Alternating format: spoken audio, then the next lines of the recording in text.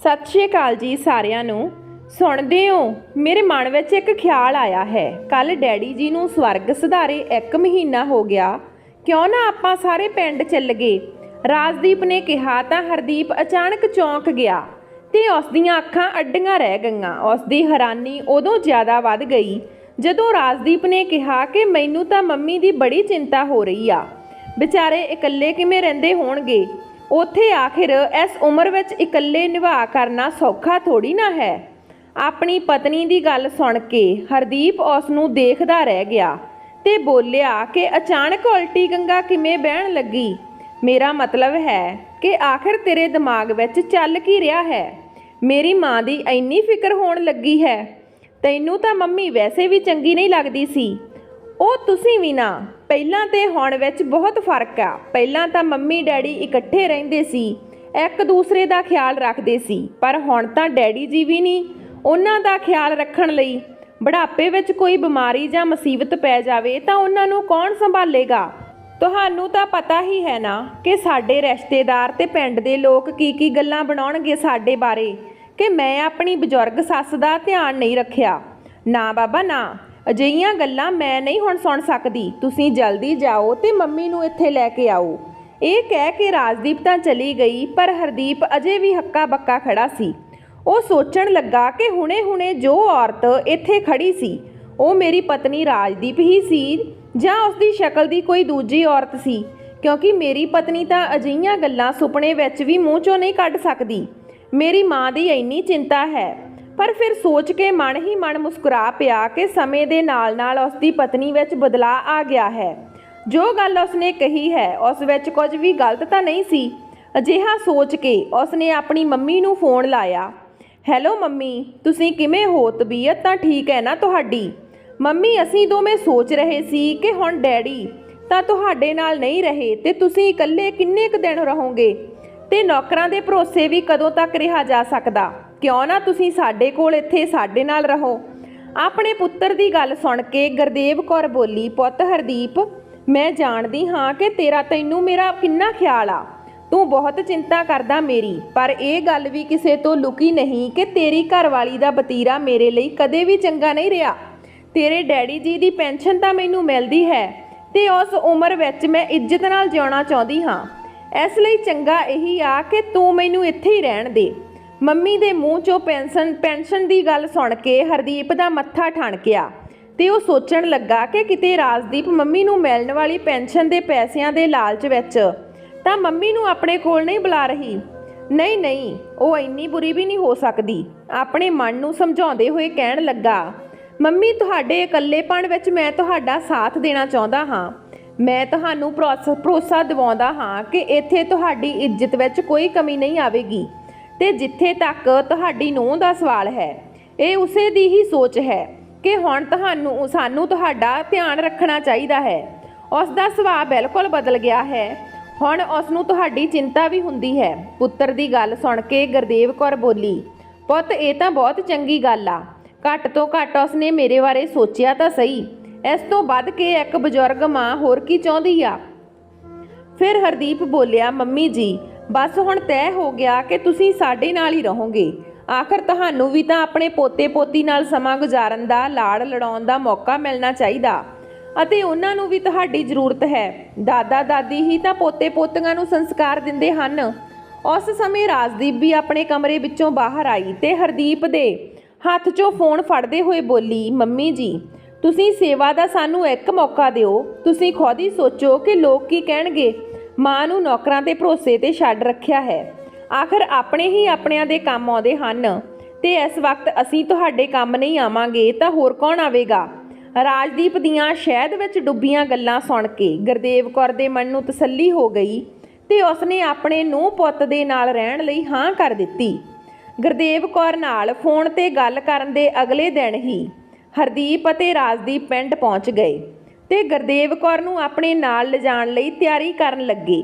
ਜੋ ਵੀ ਕੀਮਤੀ ਸਮਾਨ ਸੀ ਸਭ ਸੰਭਾਲ ਕੇ ਰਾਜਦੀਪ ਨੇ ਆਪਣੇ ਪਤੀ ਨੂੰ ਕਿਹਾ, ਮੰਮੀ ਡੈਡੀ ਦੇ ਜਿੰਨੇ ਵੀ ਜ਼ਰੂਰੀ ਕਾਗਜ਼ ਹੋਣ ਉਹ ਵੀ ਨਾਲ ਲੈ ਚੱਲੋ।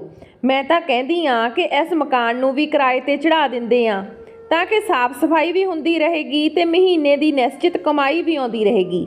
ਰਾਜਦੀਪ ਦੀ ਗੱਲ ਸੁਣ ਕੇ ਹਰਦੀਪ ਨੇ ਕਿਹਾ, ਇਹ ਸਭ ਦਾ ਫੈਸਲਾ ਮੈਂ ਨਹੀਂ ਕਰ ਸਕਦਾ। ਇਹ ਸਿਰਫ ਮੰਮੀ ਤੈਅ ਕਰਨਗੇ ਕਿ ਆਖਰ ਉਹਨਾਂ ਨੇ ਘਰ ਦਾ ਕੀ ਕਰਨਾ ਹੈ। ਆਖਰੀ ਫੈਸਲਾ ਮੰਮੀ ਦਾ ਹੋਵੇਗਾ। ਮੈਂ ਤਾਂ ਬਸ ਚਾਹੁੰਦਾ ਹਾਂ ਕਿ ਉਹਨਾਂ ਦਾ ਬੁਢਾਪਾ ਸੁੱਖ ਸ਼ਾਂਤੀ ਨਾਲ ਬੀਤੇ ਤੇ ਉਹ ਪੂਰੀ ਇੱਜ਼ਤ ਨਾਲ ਜ਼ਿੰਦਗੀ ਜਿਉਣ। ਰਾਜਦੀਪ ਦੀ ਗੱਲ ਤੇ ਗੁਰਦੇਵ ਕੌਰ ਨੇ ਸਹਿਮਤੀ ਜਤਾਈ ਤੇ ਘਰ ਨੂੰ ਕਿਰਾਏ ਤੇ ਚੜਾ ਦਿੱਤਾ। ਘਰ ਵੱਡਾ ਸੀ, ਇਸ ਲਈ ਕਿਰਾਇਆ ਚੰਗਾ ਮਿਲ ਰਿਹਾ ਸੀ। ਆਖਿਰਕਾਰ ਗੁਰਦੇਵ ਕੌਰ ਰਾਜਦੀਪ ਤੇ ਹਰਦੀਪ ਨਾਲ ਸ਼ਹਿਰ ਵਿੱਚ ਉਹਨਾਂ ਦੇ ਘਰ ਆ ਗਈ। ਗੁਰਦੇਵ ਕੌਰ ਦਾ ਜੀਵਨ ਬਦਲ ਗਿਆ ਸੀ। ਉਸ ਨੂੰ ਲੱਗਿਆ ਪਤੀ ਦੇ ਨਾਲ 40 ਸਾਲ ਦੀ ਗ੍ਰਹਿਸਥੀ ਵੀ ਛੁੱਟ ਗਈ ਤੇ ਆਪਣਾ ਘਰ ਵੀ। ਪਿੰਡ ਵਿੱਚ ਤਾਂ ਆਂਢੀ ਗੁਆਂਢੀ ਤੇ ਸਹੇਲੀਆਂ ਹਰ ਦੁੱਖ ਸੁੱਖ ਨਾਲ ਰਹਿੰਦੀਆਂ ਸੀ, ਪਰ ਇੱਥੇ ਵੱਡੇ ਸ਼ਹਿਰ ਵਿੱਚ ਇੱਕ ਅਧੂਰਾਪਣ ਲੱਗਦਾ ਸੀ। ਪਰ ਫਿਰ ਵੀ ਆਪਣੇ ਪੁੱਤਰ ਅਤੇ ਪੋਤੇ ਪੋਤੀਆਂ ਦਾ ਸਾਥ ਉਸ ਨੂੰ ਖੁਸ਼ ਦਿੰਦਾ ਸੀ। ਕੁਝ ਦਿਨ ਤਾਂ ਸਭ ਕੁਝ ਠੀਕ ਠਾਕ ਚੱਲਦਾ ਰਿਹਾ। ਗੁਰਦੇਵ ਕੌਰ ਦੀ ਖੂਬ ਸੇਵਾ ਹੁੰਦੀ ਸੀ। ਉਸ ਦਾ ਪੋਤਾ ਵੀ ਦਾਦੀ ਕਰਦਾ ਨਹੀਂ ਥੱਕਦਾ ਸੀ। ਉਹ ਵੀ ਆਪਣੀ ਦਾਦੀ ਦਾ ਸਾਥ ਪਾ ਕੇ ਬਹੁਤ ਖੁਸ਼ ਰਹਿਣ ਲੱਗਾ ਤੇ ਗੁਰਦੇਵ ਕੌਰ ਆਪਣੀ 2 ਸਾਲ ਦੀ ਪੋਤੀ ਨੂੰ ਵੀ ਸੰਭਾਲ ਲਿਆ ਕਰਦੀ ਸੀ। ਗੁਰਦੇਵ ਕੌਰ ਨੇ ਆਉਂਦੇ ਹੀ ਘਰ ਦਾ ਸਾਰਾ ਕੰਮ ਸੰਭਾਲ ਲਿਆ ਤੇ ਹਰ ਕੰਮ ਵਿੱਚ ਆਪਣੀ ਨੂੰਹ ਦੀ ਮਦਦ ਕਰਨ ਲੱਗੀ। ਤੇ ਦੂਜੇ ਪਾਸੇ ਹੌਲੀ ਹੌਲੀ ਉਸ ਦੀ ਨੂੰਹ ਰਾਜਦੀਪ ਨੇ ਘਰ ਦੇ ਸਾਰੇ ਕੰਮਾਂ ਤੋਂ ਪੱਲਾ ਝਾੜ ਲਿਆ। ਅਕਸਰ ਰਾਜਦੀਪ ਟੀਵੀ ਦੇਖਦੀ ਰਹਿੰਦੀ ਜਾਂ ਸਰੀਰ ਵਿੱਚ ਦਰਦ ਹੋਣ ਦਾ ਬਹਾਨਾ ਬਣਾ ਕੇ ਆਰਾਮ ਕਰਦੀ ਰਹਿੰਦੀ। ਖਾਣਾ ਬਣਾਉਣ ਤੋਂ ਲੈ ਕੇ ਭਾਂਡੇ ਧੋਣ ਤੱਕ ਸਾਰਾ ਕੰਮ ਗੁਰਦੇਵ ਕੌਰ ਨੂੰ ਕਰਨਾ ਪੈਂਦਾ ਸੀ। ਉੱਤੋਂ ਉਹ ਕੋਈ ਨਾ ਕੋਈ ਫਰਮਾਇਸ਼ ਕਰਦੀ ਰਹਿੰਦੀ, ਮੰਮੀ ਜੀ ਤੁਹਾਡੇ ਹੱਥ ਦਾ ਸ਼ਾਹੀ ਪਨੀਰ ਬਹੁਤ ਸਵਾਦ ਬਣਦਾ, ਅੱਜ ਬਹੁਤ ਮਨ ਕਰ ਰਿਹਾ, ਤੁਸੀਂ ਬਣਾ ਦਿਓ ਨਾ। ਗੁਰਦੇਵ ਕੌਰ ਕਦੇ ਕਿਸੇ ਕੰਮ ਵਿੱਚ ਆਲਸ ਨਹੀਂ ਸੀ ਕਰਦੀ ਤੇ ਇਸ ਗੱਲ ਨਾਲ ਉਸ ਨੂੰ ਕੋਈ ਤਕਲੀਫ ਵੀ ਨਹੀਂ ਹੁੰਦੀ ਸੀ। ਇੱਕ ਦਿਨ ਜਦੋਂ ਕੰਮ ਵਾਲੀ ਨਾ ਆਈ ਤਾਂ ਗੁਰਦੇਵ ਕੌਰ ਨੇ ਪੂਰੇ ਘਰ ਦੀ ਸਫਾਈ ਕੀਤੀ। ਰਾਜਦੀਪ ਆਪਣੇ ਫੋਨ ਵਿੱਚ ਮਸਤ ਸੀ। ਸਫਾਈ ਕਰਦੇ ਕਰਦੇ ਗੁਰਦੇਵ ਨੇ ਦੇਖਿਆ ਕਿ ਅਚਾਨਕ ਛੋਟੀ ਕੁੜੀ ਫਰਸ਼ ਤੇ ਤਿਲਕ ਕੇ ਡਿੱਗ ਪਈ ਤੇ ਰੋਣ ਲੱਗੀ। ਗੁਰਦੇਵ ਕੌਰ ਭੱਜੀ ਭੱਜੀ ਆਈ ਤੇ ਉਸ ਨੂੰ ਚੁੱਕ ਕੇ ਆਪਣੇ ਗਲੇ ਨਾਲ ਲਾ ਲਿਆ। ਇਹ ਦੇਖਦੇ ਹੀ ਰਾਜਦੀਪ ਨੇ ਫੋਨ ਕੱਟਿਆ ਤੇ ਜ਼ੋਰ-ਜ਼ੋਰ ਨਾਲ ਚੀਕਣਾ ਸ਼ੁਰੂ ਕਰ ਦਿੱਤਾ, ਮੰਮੀ ਤੁਸੀਂ ਬਿਨਾਂ ਹੱਥ ਧੋਤੇ ਬੱਚੀ ਨੂੰ ਕਿਉਂ ਚੁੱਕਿਆ? ਤੁਹਾਨੂੰ ਪਤਾ ਹੈ ਨਾ ਇਸ ਨੂੰ ਇਨਫੈਕਸ਼ਨ ਹੋ ਜਾਂਦੀ ਆ। ਉਸਨੇ ਆਪਣੀ ਕੁੜੀ ਨੂੰ ਚੁੱਕਿਆ ਤੇ ਕਮਰੇ ਵਿੱਚ ਲੈ ਗਈ। ਗੁਰਦੇਵ ਕੌਰ ਹੈਰਾਨੀ ਨਾਲ ਆਪਣੀ ਨੂੰਹ ਨੂੰ ਦੇਖਦੀ ਹੀ ਰਹਿ ਗਈ। ਉਸ ਦਿਨ ਤੋਂ ਬਾਅਦ ਉਸਨੇ ਆਪਣੇ ਬੱਚੇ ਨੂੰ ਦਾਦੀ ਦੇ ਕੋਲ ਆਉਣ ਤੱਕ ਨਹੀਂ ਦਿੱਤਾ। ਆਏ ਦਿਨ ਰਾਜਦੀਪ ਉਸ ਦੇ ਹਰ ਕੰਮ ਵਿੱਚ ਕੋਈ ਨਾ ਕੋਈ ਕਮੀਆਂ ਕੱਢਦੀ ਰਹਿੰਦੀ। ਇਹ ਗੱਲਾਂ ਗੁਰਦੇਵ ਕੌਰ ਨੂੰ ਅੰਦਰ ਹੀ ਅੰਦਰ ਖਾਣ ਲੱਗੀਆਂ। ਹਰਦੀਪ ਨੂੰ ਵੀ ਕਦੇ-ਕਦੇ ਮਨ ਹੀ ਮਨ ਮਹਿਸੂਸ ਹੁੰਦਾ ਸੀ ਕਿ ਉਸ ਦੇ ਘਰ ਆਉਣ ਤੋਂ ਬਾਅਦ ਉਸ ਦੀ ਮਾਂ ਨੂੰ ਬਹੁਤ ਜ਼ਿਆਦਾ ਕੰਮ ਕਰਨਾ ਪੈਂਦਾ ਸੀ। ਇਸ ਲਈ ਉਸਨੇ ਆਪਣੀ ਪਤਨੀ ਨੂੰ ਵੀ ਕਿਹਾ ਕਿ ਮਾਂ ਦੀ ਉਮਰ ਜ਼ਿਆਦਾ ਹੋ ਗਈ ਆ, ਇਸ ਲਈ ਉਸ ਤੋਂ ਜ਼ਿਆਦਾ ਕੰਮ ਨਾ ਕਰਾਇਆ ਕਰ, ਹੁਣ ਉਹਨਾਂ ਦੇ ਆਰਾਮ ਕਰਨ ਦਾ ਟਾਈਮ ਹੈ। ਇਸ ਤੇ ਰਾਜਦੀਪ ਨੇ ਜਵਾਬ ਦਿੱਤਾ ਕਿ ਮੰਮੀ ਜੀ ਨੂੰ ਇਸ ਉਮਰ ਵਿੱਚ ਹੋਰ ਕੰਮ ਵੀ ਕੀ ਆ, ਪੂਰੇ ਦਿਨ ਬੈਠੇ ਰਹਿੰਦੇ ਆ, ਥੋੜਾ ਬਹੁਤ ਹੱਥ ਪੈਰ ਚਲਾਉਂਦੇ ਰਹਿਣਗੇ ਤਾਂ ਉਹਨਾਂ ਲਈ ਵੀ ਚੰਗਾ। ਤੇ ਫਿਰ ਮੈਂ ਕਿਹੜਾ ਉਸ ਨੂੰ ਪਹਾੜੋਂ ਪੱਥਰ ਲਿਆਉਣ ਲਈ ਕਹਿੰਦੀ ਆ, ਘਰ ਦੇ ਹੀ ਕੰਮ ਆ। ਥੋੜਾ ਬਹੁਤ ਉਸ ਦੀ ਇਹ ਗੱਲ ਸੁਣ ਕੇ ਹਰਦੀਪ ਚੁੱਪ ਹੋ ਜਾਂਦਾ। ਗੁਰਦੇਵ ਕੌਰ ਨੇ ਆਪਣੀ ਨੂੰਹ ਪੁੱਤ ਦੀਆਂ ਇਹ ਸਭ ਗੱਲਾਂ ਸੁਣ ਲਈਆਂ, ਪਰ ਉਸਨੇ ਉਹਨਾਂ ਨੂੰ ਕੁਝ ਨਹੀਂ ਕਿਹਾ ਕਿਉਂਕਿ ਉਹ ਉਹਨਾਂ ਦੋਨਾਂ ਦੇ ਵਿੱਚ ਕਲੇਸ਼ ਦਾ ਕਾਰਨ ਨਹੀਂ ਬਣਨਾ ਚਾਹੁੰਦੀ ਸੀ। ਇੱਕ ਦਿਨ ਜਦੋਂ ਹਰਦੀਪ ਦਫ਼ਤਰ ਜਾਣ ਲਈ ਬਾਹਰ ਨਿਕਲਿਆ ਤਾਂ ਗੁਰਦੇਵ ਕੌਰ ਨੇ ਉਸ ਨੂੰ ਆਪਣੀਆਂ ਦਵਾਈਆਂ ਦੀ ਪਰਚੀ ਫੜਾਉਂਦੇ ਹੋਏ ਕਿਹਾ ਕਿ ਪੁੱਤ ਮੇਰੀਆਂ ਕੁਝ ਦਵਾਈਆਂ ਆਉਂਦੇ ਹੋਏ ਲੈ ਆਉਣਾ। ਹਰਦੀਪ ਨੇ ਹਾਂ ਵਿੱਚ ਸਿਰ ਹਿਲਾਇਆ ਤੇ ਚਲਿਆ ਗਿਆ। ਉਸ ਵਕਤ ਉਸ ਦੀ ਨੂੰਹ ਰਾਜਦੀਪ ਨੇ ਕੁਝ ਨਾ ਕਿਹਾ, ਪਰ ਪਤੀ ਦੇ ਜਾਣ ਤੋਂ ਬਾਅਦ ਉਹ ਆਪਣੀ ਸੱਸ ਨੂੰ ਕਹਿਣ ਲੱਗੀ, ਮੰਮੀ ਬੁਰਾ ਨਾ ਮੰਨਿਓ, ਪਰ ਤੁਹਾਡੇ ਆਉਣ ਤੋਂ ਬਾਅਦ ਸਾਡੇ ਖਰਚੇ ਵੱਧ ਗਏ ਹਨ। ਤੁਹਾਡੇ ਬੇਟੇ ਦੀ ਤਨਖਾਹ ਤਾਂ ਓਨੀ ਹੀ ਹੈ ਨਾ, ਇਸ ਘਰ ਦੀ ਕਿਸ਼ਤ ਵੀ ਆਉਂਦੀ ਆ, ਤਾਂ ਕਿਉਂ ਨਾ ਤੁਸੀਂ ਆਪਣੇ ਪਿੰਡ ਵਾਲੇ ਮਕਾਨ ਦਾ ਕਿਰਾਇਆ ਤੇ ਡੈਡੀ ਜੀ ਦੀ ਪੈਨਸ਼ਨ ਸਾਨੂੰ ਦੇ ਦਿਆ ਕਰੋ ਤਾਂ ਕਿ ਅਸੀਂ ਇਸ ਘਰ ਦੀਆਂ ਕਿਸ਼ਤਾਂ ਚੁਕਾ ਸਕੀਏ।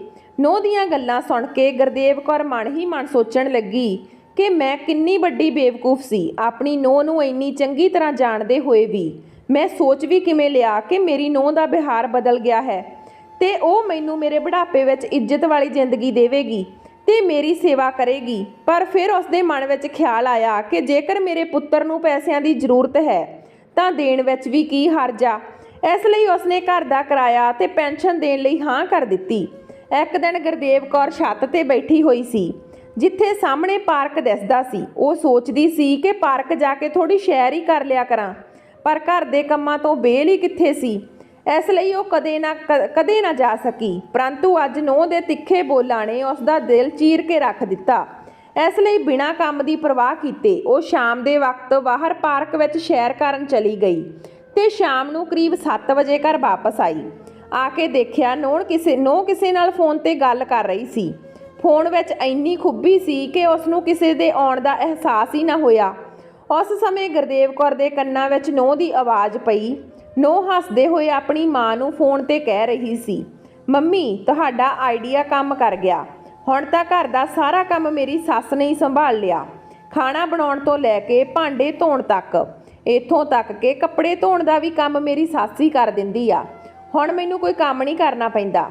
ਹੋਰ ਤਾਂ ਹੋਰ ਪਿੰਡ ਵਾਲੇ ਘਰ ਦਾ ਕਿਰਾਇਆ ਤੇ ਡੈਡੀ ਜੀ ਦੀ ਪੈਨਸ਼ਨ ਵੀ ਮੇਰੇ ਹੱਥ ਵਿੱਚ ਆਉਣ ਲੱਗੀ ਆ। ਤੁਹਾਡੀ ਧੀ ਦੀਆਂ ਤਾਂ ਹੁਣ ਅੱਛਾ ਹੀ ਅੱਛਾ ਹਨ। ਨੂੰਹ ਦੀਆਂ ਗੱਲਾਂ ਸੁਣ ਕੇ ਗੁਰਦੇਵ ਕੌਰ ਹੈਰਾਨ ਰਹਿ ਗਈ। ਉਹ ਬੁਰੀ ਤਰ੍ਹਾਂ ਟੁੱਟ ਗਈ ਸੀ।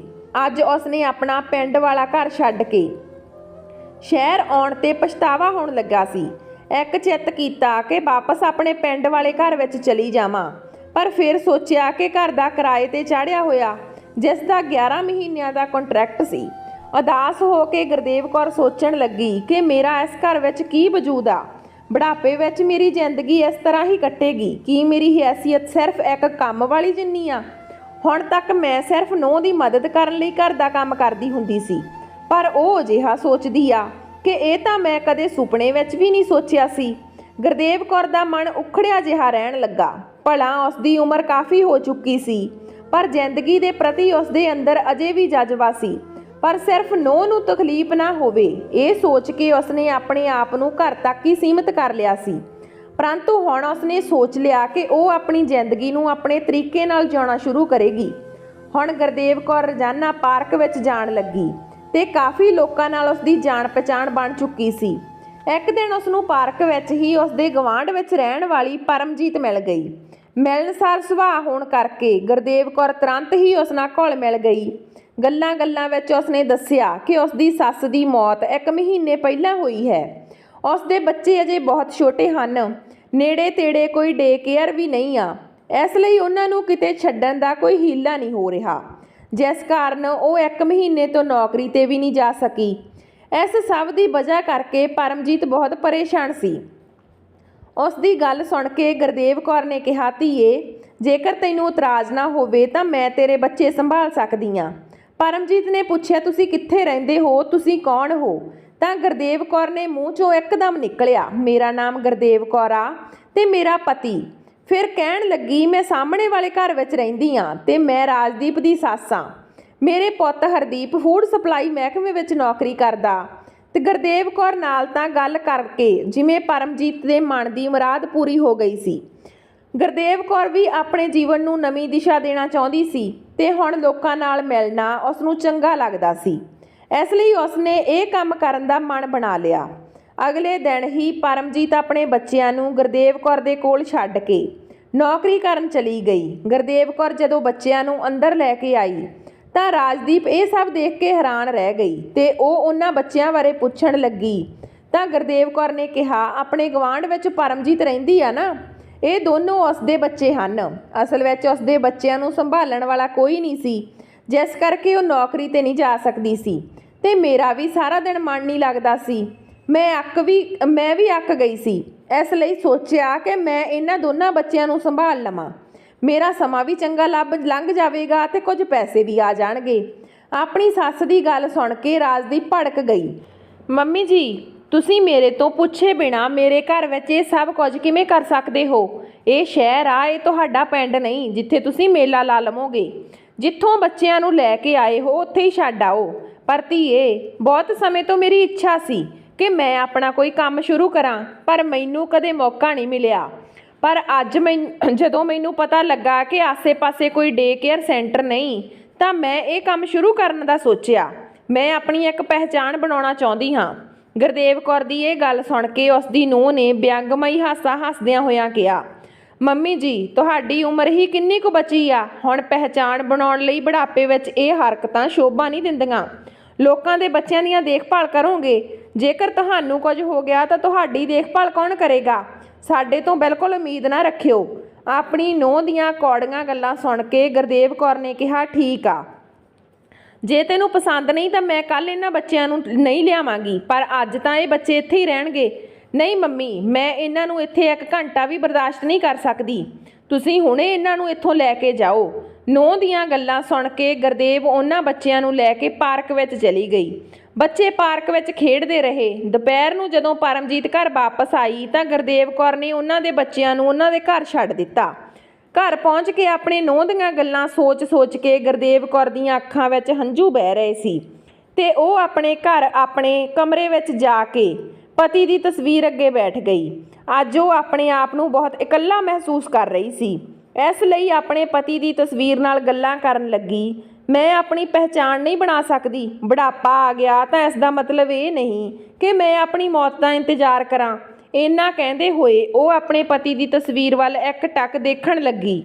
ਅਚਾਨਕ ਉਸ ਨੂੰ ਲੱਗਿਆ ਕਿ ਜਿਵੇਂ ਉਸ ਦੇ ਪਤੀ ਉਸ ਨੂੰ ਹਿੰਮਤ ਦੇ ਰਹੇ ਹੋਣ। ਉਸ ਸਮੇਂ ਇੱਕ ਉਮੰਗ ਉਸ ਦੇ ਮਨ ਵਿੱਚ ਉੱਠੀ। ਉਸ ਨੇ ਠਾਣ ਲਿਆ ਕਿ ਹੁਣ ਤਾਂ ਇਹ ਇੱਥੇ ਰਹਿ ਕੇ ਆਪਣੇ ਜੀਵਨ ਨੂੰ ਸਾਰਥਿਕ ਬਣਾ ਕੇ ਰਹਾਂਗੀ ਤੇ ਨੂੰਹ ਨੂੰ ਵੀ ਦਿਖਾ ਦੇਵਾਂਗੀ ਕਿ ਉਮਰ ਜ਼ਿਆਦਾ ਹੋਣ ਨਾਲ ਜੀਵਨ ਖਤਮ ਨਹੀਂ ਹੋ ਜਾਂਦਾ। ਰਾਤ ਨੂੰ ਜਦੋਂ ਗੁਰਦੇਵ ਕੌਰ ਦਾ ਬੇਟਾ ਹਰਦੀਪ ਘਰ ਆਇਆ ਤਾਂ ਗੁਰਦੇਵ ਕੌਰ ਨੇ ਉਸ ਨੂੰ ਆਪਣਾ ਆਈਡੀਆ ਦੱਸਿਆ। ਉਸ ਨੂੰ ਆਪਣੀ ਮਾਂ ਦੀ ਇੱਛਾ ਜਾਣ ਕੇ ਬਹੁਤ ਖੁਸ਼ੀ ਹੋਈ। ਹਰਦੀਪ ਨੇ ਤੁਰੰਤ ਹੀ ਹਾਂ ਕਰ ਦਿੱਤੀ। ਉਦੋਂ ਹੀ ਰਾਜਦੀਪ ਬੋਲੀ, ਪਰ ਮੈਨੂੰ ਸਮਝ ਨਹੀਂ ਆਉਂਦਾ ਕਿ ਮੰਮੀ ਨੂੰ ਇਸ ਉਮਰ ਵਿੱਚ ਕੰਮ ਸ਼ੁਰੂ ਕਰਨ ਦੀ ਕੀ ਸੁੱਝੀ ਆ। ਕੰਮ ਹੀ ਕਰਨਾ ਤਾਂ ਘਰ ਬੈਠ ਕੇ ਘਰ ਦਾ ਕੰਮ ਕਰ ਲੈਣ। ਆਪਣੀ ਪਤਨੀ ਨੂੰ ਜਵਾਬ ਦਿੰਦੇ ਹੋਏ ਹਰਦੀਪ ਨੇ ਕਿਹਾ, ਨਹੀਂ ਮੰਮੀ, ਉਹੀ ਕੰਮ ਕਰਨਗੇ ਜੋ ਉਹਨਾਂ ਦਾ ਜੀਅ ਕਰੂਗਾ। ਮੰਮੀ, ਮੈਂ ਕੱਲ੍ਹ ਹੀ ਤੁਹਾਡੇ ਲਈ ਜਗ੍ਹਾ ਦਾ ਇੰਤਜ਼ਾਮ ਕਰਵਾ ਦਿੰਦਾ। ਕਹਿੰਦਾ ਹੋਇਆ ਹਰਦੀਪ ਚਲਾ ਗਿਆ। ਆਪਣੀ ਨੂੰਹ ਰਾਜਦੀਪ ਨੂੰ ਗੁੱਸੇ ਵਿੱਚ ਦੇਖ ਕੇ ਗੁਰਦੇਵ ਕੌਰ ਬੋਲੀ, ਧੀਏ, ਕਿਸੇ ਦੇ ਘਰ ਦੀ ਨੌਕਰਾਣੀ ਬਣਨ ਨਾਲੋਂ ਚੰਗਾ ਏ ਕਿ ਮੈਂ ਉਹ ਕੰਮ ਕਰਾਂ ਜੋ ਮੇਰੀ ਇੱਛਾ। ਬੁੱਢੇ ਹੋਣ ਦਾ ਇਹ ਮਤਲਬ ਕਦੇ ਨਹੀਂ ਹੁੰਦਾ ਕਿ ਇਨਸਾਨ ਦਾ ਕੋਈ ਵਜੂਦ ਨਹੀਂ ਰਹਿੰਦਾ। ਕੱਲ੍ਹ ਤੱਕ ਤੂੰ ਮੇਰੀ ਜ਼ਿੰਦਗੀ ਨਾਲ ਇਹ ਸਭ ਕੁਝ ਕੀਤਾ ਜੋ ਤੂੰ ਕਰਨਾ ਚਾਹੁੰਦੀ ਸੀ, ਪਰ ਅੱਜ ਤੋਂ ਬਾਅਦ ਮੇਰੀ ਜ਼ਿੰਦਗੀ ਕਿਵੇਂ ਚੱਲੇਗੀ ਇਹ ਮੈਂ ਤੈਅ ਕਰਾਂਗੀ, ਤੂੰ ਨਹੀਂ। ਇਹ ਕਹਿ ਕੇ ਗੁਰਦੇਵ ਕੌਰ ਬਾਹਰ ਪਾਰਕ ਵਿੱਚ ਚਲੀ ਗਈ। ਆਪਣੀ ਸੱਸ ਦੇ ਮੂੰਹੋਂ ਇਹ ਸਭ ਗੱਲਾਂ ਸੁਣ ਕੇ ਰਾਜਦੀਪ ਬਹੁਤ ਹੈਰਾਨ ਹੋਈ। ਅਗਲੇ ਹੀ ਦਿਨ ਸਾਹਮਣੇ ਵਾਲੇ ਫਲੈਟ ਦੇ ਥੱਲੇ ਇੱਕ ਕਮਰਾ ਕਿਰਾਏ ਤੇ ਲੈ ਲਿਆ। ਗੁਰਦੇਵ ਕੌਰ ਰੋਜ਼ ਸਵੇਰੇ ਜਲਦੀ ਤਿਆਰ ਹੋ ਕੇ ਉੱਥੇ ਚਲੀ ਜਾਂਦੀ। ਪਰਮਜੀਤ ਆਪਣੇ ਬੱਚਿਆਂ ਨੂੰ ਗੁਰਦੇਵ ਕੌਰ ਦੇ ਕੋਲ ਉਸ ਕਮਰੇ ਵਿੱਚ ਛੱਡ ਜਾਂਦੀ ਤੇ ਸ਼ਾਮ ਨੂੰ ਦਫ਼ਤਰ ਤੋਂ ਵਾਪਸ ਆਉਂਦੇ ਸਮੇਂ ਉਹਨਾਂ ਨੂੰ ਲੈ ਜਾਂਦੀ। ਜਿੱਥੇ ਪਰਮਜੀਤ ਕੌਰ ਨਿਸ਼ਚਿੰਤ ਹੋ ਕੇ ਨੌਕਰੀ ਤੇ ਜਾਣ ਲੱਗੀ ਸੀ, ਉੱਥੇ ਬੱਚੇ ਵੀ ਗੁਰਦੇਵ ਕੌਰ ਦੇ ਨਾਲ ਬਹੁਤ ਖੁਸ਼ ਰਹਿੰਦੇ ਸੀ। ਪਰਮਜੀਤ ਦੇ ਬੱਚਿਆਂ ਨੂੰ ਦੇਖ ਕੇ ਮਹੱਲੇ ਦੇ ਹੋਰ ਮਾਂ-ਬਾਪ ਨੇ ਵੀ ਗੁਰਦੇਵ ਕੌਰ ਨੂੰ ਕਿਹਾ ਕਿ ਤੁਸੀਂ ਸਾਡੇ ਬੱਚਿਆਂ ਨੂੰ ਵੀ ਰੱਖ ਲਵੋ। ਇਸ ਤਰ੍ਹਾਂ 8-10 ਬੱਚੇ ਹੋਰ ਆਉਣ ਲੱਗੇ। ਗੁਰਦੇਵ ਕੌਰ ਨੇ ਆਪਣੀ ਸਹਾਇਤਾ ਲਈ 2 ਹੈਲਪਰ ਰੱਖ ਲਈਆਂ ਜੋ ਭੱਜ ਦੌੜ ਦਾ ਕੰਮ ਸੰਭਾਲ ਲੈਂਦੀਆਂ ਸੀ, ਸਾਫ਼ ਸਫਾਈ ਵੀ ਕਰ ਦਿੰਦੀਆਂ ਸੀ ਤੇ ਬੱਚਿਆਂ ਦਾ ਖਾਣਾ ਵੀ ਗਰਮ ਕਰਕੇ ਦੇ ਦਿੰਦੀਆਂ ਸੀ। ਦੇਖਦੇ ਹੀ ਦੇਖਦੇ ਗੁਰਦੇਵ ਕੌਰ ਦਾ ਕੰਮ ਇੰਨਾ ਵੱਧ ਗਿਆ ਕਿ ਉਹਨਾਂ ਨੂੰ ਨਾਲ ਵਾਲਾ ਇੱਕ ਹੋਰ ਕਮਰਾ ਵੀ ਕਿਰਾਏ ਤੇ ਲੈਣਾ ਪਿਆ। ਇੱਕ ਦਿਨ ਇੱਕ ਹੈਲਪਰ ਨੇ ਦੱਸਿਆ ਕਿ ਉਹਨਾਂ ਦੇ ਮੁਹੱਲੇ ਵਿੱਚ ਉਹਨਾਂ ਦੀ ਉਮਰ ਦੀ ਇੱਕ ਔਰਤ ਆਪਣੇ ਘਰ ਵਿੱਚ ਬਹੁਤ ਦੁਖੀ ਆ। ਉਸ ਦੀ ਨੂੰਹ ਉਸ ਨੂੰ ਬਹੁਤ ਤੰਗ ਕਰਦੀ ਆ। ਤਾਂ ਗੁਰਦੇਵ ਕੌਰ ਨੇ ਹੈਲਪਰ ਨੂੰ ਕਹਿ ਕੇ ਉਸ ਔਰਤ ਨੂੰ ਵੀ ਆਪਣੇ ਕੋਲ ਬੁਲਾਇਆ। ਉਸ ਦਾ ਸਾਰਾ ਦੁੱਖ ਸੁੱਖ ਸੁਣ ਕੇ ਗੁਰਦੇਵ ਕੌਰ ਬੋਲੀ, ਜੇਕਰ ਤੁਸੀਂ ਚਾਹੋ ਤਾਂ ਮੇਰੇ ਕੋਲ ਆ ਸਕਦੇ ਹੋ। ਜਿਵੇਂ ਤੁਸੀਂ ਦੱਸਿਆ ਹੈ ਕਿ ਤੁਹਾਨੂੰ ਮਸ਼ੀਨ ਦਾ ਕੰਮ ਆਉਂਦਾ, ਚੰਗੀ ਤਰ੍ਹਾਂ ਆਉਂਦਾ, ਤੇ ਮੇਰੇ ਕੋਲ ਘਰ ਵਿੱਚ ਇੱਕ ਕੱਪੜਾ ਸਿਉਣ ਵਾਲੀ ਮਸ਼ੀਨ ਫਾਲਤੂ ਪਈ ਆ। ਕਿਉਂ ਨਾ ਆਪਾਂ ਉਸ ਮਸ਼ੀਨ ਨਾਲ ਗਰੀਬ ਕੁੜੀਆਂ ਦੇ ਕੱਪੜੇ ਸਿਲਾਈ ਕਰਨ ਦਾ ਕੰਮ ਸਿਖਾਈਏ, ਜਿਸ ਦੀ ਫੀਸ ਆਪਾਂ ਬਹੁਤ ਘੱਟ ਰੱਖਾਂਗੇ। ਇਸ ਤਰ੍ਹਾਂ ਉਹ ਵੀ ਆਤਮ ਨਿਰਭਰ ਬਣ ਜਾਣਗੀਆਂ ਤੇ ਸਾਨੂੰ ਵੀ ਜੀਵਨ ਜਿਉਣ ਦਾ ਮਕਸਦ ਮਿਲ ਜਾਵੇਗਾ। ਬੇਸ਼ੱਕ ਸਾਡਾ ਟੀਚਾ ਪੈਸੇ ਕਮਾਉਣਾ ਨਹੀਂ ਹੈ, ਪਰ ਇਸ ਤਰ੍ਹਾਂ ਸਾਡਾ ਬੁਢਾਪਾ ਕੁਝ ਕਰਦੇ ਹੋਏ ਲੰਘ ਜਾਵੇਗਾ ਤੇ ਪੈਸੇ ਦੇ ਪੈਸੇ ਵੀ ਆ ਜਾਣਗੇ। ਇਸ ਵਿੱਚ ਕੁਝ ਵੀ ਗਲਤ ਨਹੀਂ। ਉਸ ਨੂੰ ਗੱਲ ਜੱਚ ਗਈ। ਅਗਲੇ ਹੀ ਦਿਨ ਤੋਂ ਉਹ ਗੁਰਦੇਵ ਕੌਰ ਦੇ ਕੋਲ ਆਉਣ ਲੱਗੀ ਤੇ ਕੁਝ ਘੰਟੇ ਉੱਥੇ ਰਹਿ ਕੇ ਕੰਮ ਕਰਦੀ ਰਹਿੰਦੀ। ਗੁਰਦੇਵ ਕੌਰ ਦੇ ਨਾਲ ਕੰਮ ਕਰਦੇ ਹੋਏ ਉਸ ਔਰਤ ਨੂੰ ਵੀ ਬਹੁਤ ਚੰਗਾ ਲੱਗਦਾ ਸੀ। ਦੋਨੋਂ ਸਹੇਲੀਆਂ ਬਣ ਗਈਆਂ ਤੇ ਇੱਕ ਦੂਜੇ ਦਾ ਸਾਥ ਪਾ ਕੇ ਖੁਸ਼ ਰਹਿਣ ਲੱਗੀਆਂ। ਉਹ ਔਰਤ ਜੋ ਘਰ ਦੇ ਝਗੜਿਆਂ ਤੋਂ ਪਰੇਸ਼ਾਨ ਹੋ ਕੇ ਬਿਮਾਰ ਰਹਿਣ ਲੱਗੀ ਸੀ, ਹੁਣ ਕੁਝ ਹੀ ਦਿਨਾਂ ਵਿੱਚ ਬਹੁਤ ਤੰਦਰੁਸਤ ਦਿਸਣ ਲੱਗੀ। ਹੌਲੀ-ਹੌਲੀ ਕਰਕੇ ਗੁਰਦੇਵ ਕੌਰ ਦੇ ਨਾਲ ਹੋਰ ਔਰਤਾਂ ਵੀ ਜੁੜ ਗਈਆਂ, ਜਿਸ ਕਾਰਨ ਉਸ ਜਗ੍ਹਾ ਹੁਣ ਹੋਰ ਛੋਟੀ ਪੈ ਗਈ ਸੀ। ਗੁਰਦੇਵ ਕੌਰ ਦੇ ਕਹਿਣ ਤੇ ਹਰਦੀਪ ਨੇ ਮਹੱਲੇ ਤੋਂ ਬਾਹਰ ਇੱਕ ਵੱਡਾ ਸਾਰਾ ਮਕਾਨ ਕਿਰਾਏ ਤੇ ਲੈ ਦਿੱਤਾ। ਹੁਣ ਉਹਨਾਂ ਸਾਰੀਆਂ ਔਰਤਾਂ ਨੂੰ ਇੰਨੀ ਆਮਦਨ ਹੋ ਜਾਂਦੀ ਸੀ ਕਿ ਉਹ ਆਪਣੇ ਘਰ ਦਾ ਕਿਰਾਇਆ ਆਰਾਮ ਨਾਲ ਕੱਢ ਲੈਂਦੀਆਂ ਸੀ। ਗੁਰਦੇਵ ਕੌਰ ਦੇ ਕੋਲ ਕੰਮ ਕਰਨ ਵਾਲੀਆਂ ਸਾਰੀਆਂ ਔਰਤਾਂ ਬੜੀਆਂ ਖੁਸ਼ ਸੀ। ਉਹਨਾਂ ਨੂੰ ਟਾਈਮ ਪਾਸ ਕਰਨ ਲਈ ਇੱਕ ਚੰਗੀ ਜਗ੍ਹਾ ਮਿਲ ਗਈ ਸੀ ਤੇ ਆਮਦਨੀ ਵੀ ਸ਼ੁਰੂ ਹੋ ਗਈ ਸੀ। ਹੁਣ ਉਹਨਾਂ ਨੂੰ ਆਪਣੇ ਖਰਚਿਆਂ ਲਈ ਨੂੰਹ ਪੁੱਤ ਦਾ ਮੂੰਹ ਨਹੀਂ ਦੇਖਣਾ ਪੈਂਦਾ ਸੀ। ਉਹ ਸਾਰੀਆਂ ਆਪਸ ਵਿੱਚ ਹੱਸਦੀਆਂ ਖੇਡਦੀਆਂ ਰਹਿੰਦੀਆਂ, ਆਪਣਾ ਦੁੱਖ ਸੁੱਖ ਵੰਡਦੀਆਂ ਤੇ ਨੇਕੀ ਦੇ ਕੰਮ ਵੀ ਕਰਦੀਆਂ। ਅਸਲ ਵਿੱਚ ਉਹਨਾਂ ਬਜ਼ੁਰਗਾਂ ਨੂੰ ਵੀ ਸਾਥ ਚਾਹੀਦਾ ਸੀ ਜਿਨ੍ਹਾਂ ਨਾਲ ਉਹ ਗੱਲਾਂ ਕਰ ਸਕਣ, ਕੋਈ ਉਹਨਾਂ ਦਾ ਹਾਲ ਚਾਲ ਪੁੱਛ ਸਕੇ। ਉਹ ਸਭ ਕੁਝ ਉਹਨਾਂ ਨੂੰ ਉੱਥੇ ਮਿਲ ਗਿਆ ਸੀ। ਹੌਲੀ ਹੌਲੀ ਔਰਤਾਂ ਦੀ ਸੰਖਿਆ 15 ਹੋ ਗਈ। ਗੁਰਦੇਵ ਕੌਰ ਨੇ ਸਭ ਨੂੰ ਕੁਝ ਨਾ ਕੁਝ ਕੰਮ ਕਰਨ ਦੀ ਪ੍ਰੇਰਨਾ ਦਿੱਤੀ। ਕੋਈ ਅਚਾਰ ਮੁਰੱਬਾ ਬਣਾ ਰਹੀ ਸੀ ਤੇ ਕੋਈ ਸਿਲਾਈ ਕਰ ਰਹੀ ਸੀ। ਕੁਝ ਔਰਤਾਂ ਗੁਰਦੇਵ ਕੌਰ ਦੇ ਨਾਲ ਬੱਚਿਆਂ ਨੂੰ ਸੰਭਾਲਦੀਆਂ। ਹੁਣ ਉਹ ਸਾਰੀਆਂ ਔਰਤਾਂ ਦੀ ਪੂਰੇ ਇਲਾਕੇ ਵਿੱਚ ਜਾਣ ਪਹਿਚਾਣ ਬਣ ਗਈ ਸੀ। ਹੌਲੀ ਹੌਲੀ ਉਹਨਾਂ ਦੀ ਪ੍ਰਸਿੱਧੀ ਇੰਨੀ ਵੱਧ ਗਈ ਕਿ ਪੂਰੇ ਸ਼ਹਿਰ ਦੇ ਲੋਕ ਉਹਨਾਂ ਨੂੰ ਸਨਮਾਨ ਦੀ ਨਜ਼ਰ ਨਾਲ ਦੇਖਣ ਲੱਗੇ। ਇੱਕ ਦਿਨ ਰਾਜਦੀਪ ਕਿਸੇ ਕੰਮ ਕਰਕੇ ਗੁਰਦੇਵ ਕੌਰ ਦੇ ਸੈਂਟਰ ਵਿੱਚ ਆਈ ਤਾਂ ਉੱਥੇ ਉਹ ਪਰਮਜੀਤ ਨੂੰ ਮਿਲੀ, ਜੋ ਆਪਣੇ ਬੱਚਿਆਂ ਨੂੰ ਲੈ ਕੇ ਆਈ ਸੀ। ਪਰਮਜੀਤ ਨੇ ਪੁੱਛਿਆ, ਤੁਹਾਨੂੰ ਤਾਂ ਪਹਿਲਾਂ ਕਿਤੇ ਦੇਖਿਆ ਲੱਗਦਾ, ਤਾਂ ਅਸੀਂ ਕਿੱਥੇ ਰਹਿੰਦੇ ਹੋ? ਤਾਂ ਰਾਜਦੀਪ ਬੋਲੀ ਕਿ ਮੈਂ ਇਸ ਕੇਂਦਰ ਦੀ ਸੰਚਾਲਕ ਗੁਰਦੇਵ ਕੌਰ ਦੀ ਨੂੰਹ ਆ। ਪਰਮਜੀਤ ਦੇ ਦਿਮਾਗ ਵਿੱਚ ਅਚਾਨਕ 8 ਮਹੀਨੇ ਪਹਿਲਾਂ ਪਾਰਕ ਵਿੱਚ ਗੁਰਦੇਵ ਕੌਰ ਨਾਲ ਹੋਈ ਗੱਲਬਾਤ ਯਾਦ ਆ ਗਈ, ਜਦੋਂ ਗੁਰਦੇਵ ਕੌਰ ਨੇ ਕਿਹਾ ਸੀ ਕਿ ਮੈਂ ਰਾਜਦੀਪ ਦੀ ਸੱਸ ਹਾਂ, ਜਿਸ ਦੀ ਆਪਣੀ ਪਹਿਚਾਣ ਇਸ ਸ਼ਹਿਰ ਵਿੱਚ ਸਿਰਫ ਇੰਨੀ ਹੀ ਸੀ। ਪਰ 8 ਮਹੀਨੇ ਵਿੱਚ ਹੀ ਉਹ ਪਹਿਚਾਣ ਬਦਲ ਗਈ ਸੀ। ਅੱਜ ਉਹਨਾਂ ਦੀ ਨੂੰਹ ਨੂੰ ਆਪਣੀ ਪਹਿਚਾਣ ਦੱਸਣ ਲਈ ਗੁਰਦੇਵ ਕੌਰ ਦੇ ਨਾਮ ਦੀ ਜ਼ਰੂਰਤ ਪੈ ਗਈ।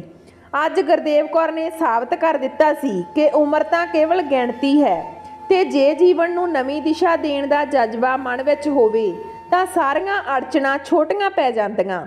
ਤੇ ਜੇਕਰ ਅੱਜ ਦੀ ਨੌਜਵਾਨ ਪੀੜ੍ਹੀ ਗੁਰਦੇਵ ਕੌਰ ਦੇ ਬੇਟੇ ਹਰਦੀਪ ਦੇ ਵਾਂਗ ਆਪਣੇ ਬਜ਼ੁਰਗਾਂ ਦਾ ਸਾਥ ਦੇਵੇ ਤਾਂ ਉਹ ਵੀ ਪ੍ਰੇਰਨਾ ਦੀ ਇੱਕ ਨਵੀਂ ਮਿਸਾਲ ਕਾਇਮ ਕਰ ਸਕਦੇ ਹਨ। ਸਾਡੇ ਬਜ਼ੁਰਗਾਂ ਦਾ ਬੁਢਾਪਾ ਸਾਰਥਕ ਹੋ ਜਾਵੇਗਾ। ਸੋ ਦੋਸਤੋ, ਇਹ ਸੀ ਸਾਡੀ ਅੱਜ ਦੀ ਕਹਾਣੀ। ਜੇ ਵਧੀਆ ਲੱਗੀ ਤਾਂ ਲਾਈਕ ਸ਼ੇਅਰ ਜ਼ਰੂਰ ਕਰਿਓ। ਜੇ ਚੈਨਲ 'ਤੇ ਪਹਿਲੀ ਵਾਰ ਆਉਂਦਾ ਚੈਨਲ ਨੂੰ ਸਬਸਕ੍ਰਾਈਬ ਕਰਿਓ। ਮਿਲਦੇ ਹਾਂ ਨਵੀਂ ਕਹਾਣੀ ਦੇ ਨਾਲ। ਤਦ ਤੱਕ ਸਤਿ ਸ਼੍ਰੀ ਅਕਾਲ।